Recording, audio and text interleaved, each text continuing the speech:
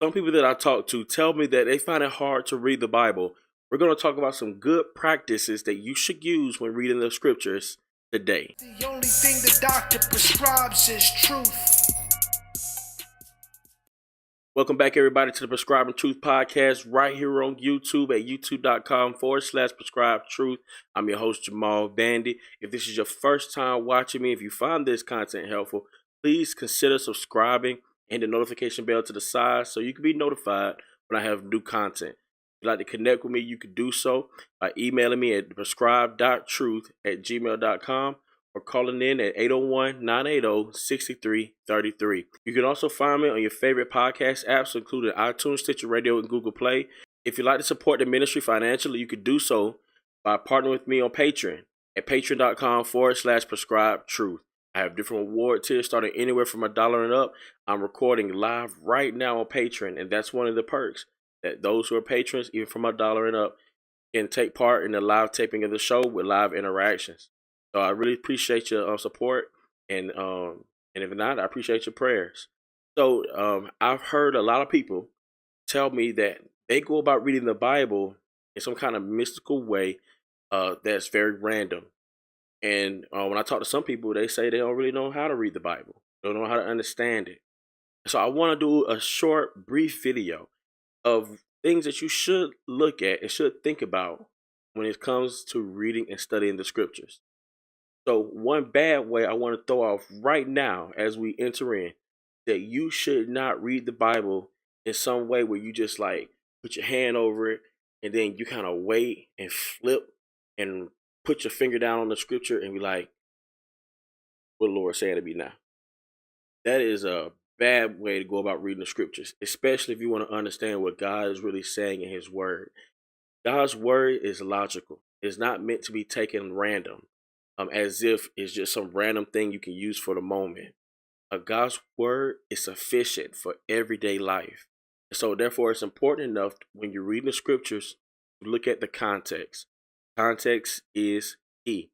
Now, if you notice on Prescribed Truth, I try my best, and I don't claim to be perfect at this, but I try my best to stick with the scriptures. And I try my best to stick within the context of the scriptures. Now, once again, I'm not claiming to be perfect with this. I still have a lot of growing to do. But this is what I strive to do when it comes to giving you content that's trying to help you understand clearly what the scriptures are teaching. And so when you're doing your own private study, it's important that you remember the context. Also, you don't want to negate the fact that the Bible is a collection of historical documents. That's important. The reason why that's important is that since the Bible is a collection of historical documents, that means that what was going on at that time of the writing of those documents is important in understanding the historical context of what you're reading. The type of language that is used, the mood that is in, and so on and so forth. All those things are important concerning the historical context. So you want to keep that in mind as well. Also, on top of the historical context, you want to think about who is the audience? Who is the author speaking to? That is important. The reason why it's important is because you could read a passage that's talking about something totally different, and then you will be closing your eyes and pointing to a text that really has nothing to do with you and your situation. Now, you say, well, Jamal, you just said scriptures are sufficient for everyday life. Of course, but within this context, okay? Understand that the Bible is written about Christ from cover to cover. It's about Christ. It's not really about us. We're not the center story of the scriptures. That's important to understand when you're reading the Bible, that the center of everything is Christ. Everything hinges on the cross, okay? So when you're blindly just pointing the finger down and reading something, you may take something for you that really may be a prophecy coming forward, dealing with Israel, that really wasn't about you, or we taken literally that way because it's really something to point them to Christ, and so on and so forth. I mean, all those factors may come in. And you, if you're not used to that, then somebody like me will come along and say, hey, you're taking that out of context. And you'll be like, huh, shut your mouth. I don't want to hear that. You know? And that's what happens because you haven't been taught how to read the Bible. And so it's important. Who is the audience? Who is the author? That's important as well. Who is speaking? You know? So you want to take all of that in consideration when you're reading the Bible. I want to stress this, and I can't stress it enough. Please do not take the random finding of a text to be the way you study the scriptures. Now, I mean, if you're trying to read the Bible in your leisure time, you're trying to see, hey, what I'm going to read today? Open the Bible and say, you know what? I'm going to read a chapter in Romans because I just happen to land on the book of Romans. Cool. Do that. This is the problem I'm having with stuff like that. I take a random scripture and say I come to James 1 and I go to the second verse. My finger just lands on it. And I say, count it all joy, my brothers, when you meet trials of various kinds. For you know that the testing of your faith produces steadfastness. As good as that text is, that text has a context that it falls in. The author has an audience that he's speaking to. So what is it about? Why should we count it all joy when we find ourselves in various trials? I mean, what is the importance of the testing of our faith producing patience? What does it have to do with anything? I can take that text alone by itself and it will do nothing for my understanding of what it really means. See, the dangers of not taking these careful considerations when you're going about reading the Bible is that you can come out from reading the Bible with a false understanding of who God is, and a false understanding of what it really means to live for Christ. And you'll be thinking you're following God and you're really not. And it's because you have a false understanding of the Bible, because you haven't really been taught how to read the Bible. So these are things that are important, okay? I can't tell you how many times I've come across people and they misquoting Romans 4:17.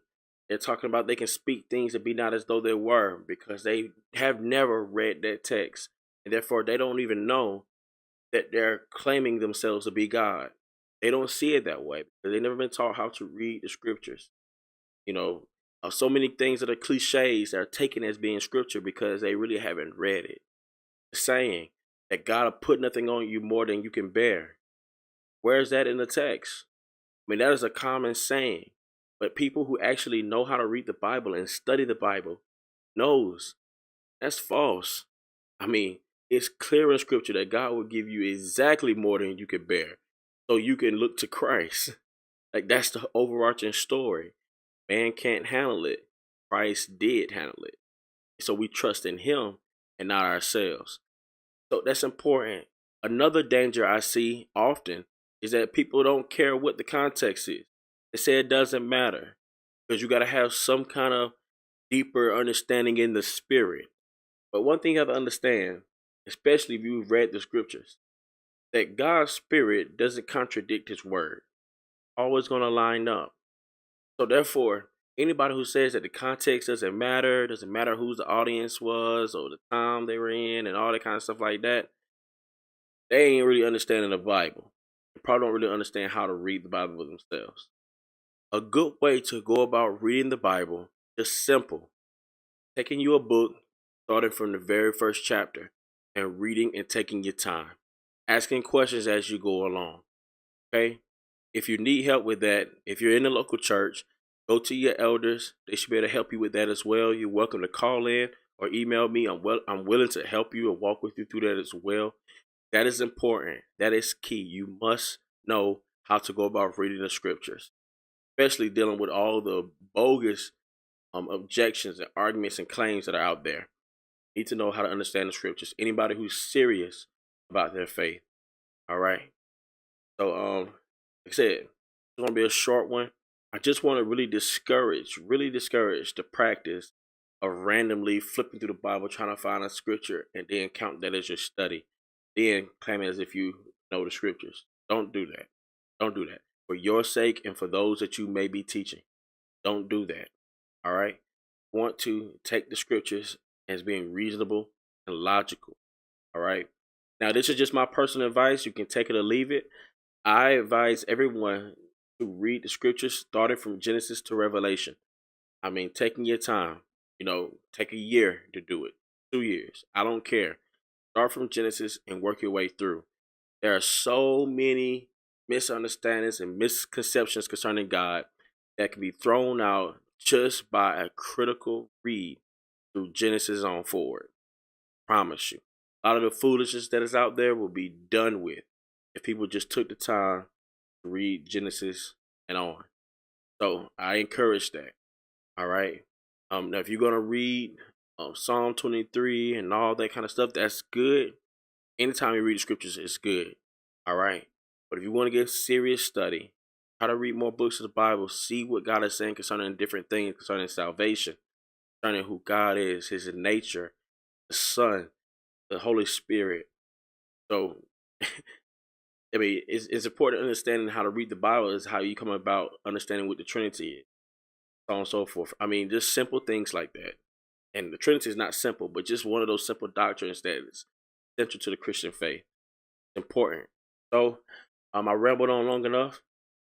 If you have any questions or you want to give any feedback, or if you have a great way to go about reading the Bible to a beginner, to somebody who's just getting into reading the scriptures, please share that in the comments. Let's continue this conversation. Once again, you can hit me up, you can email me or call in. I'm willing to walk with you through this. Thank you once again for joining me for this short edition of the Prescribing Truth podcast. Please check out more Prescribed Truth on the side. Remember to like, share, and subscribe. And remember, in a world full of errors, only thing that the doctor prescribes is truth. Blessings.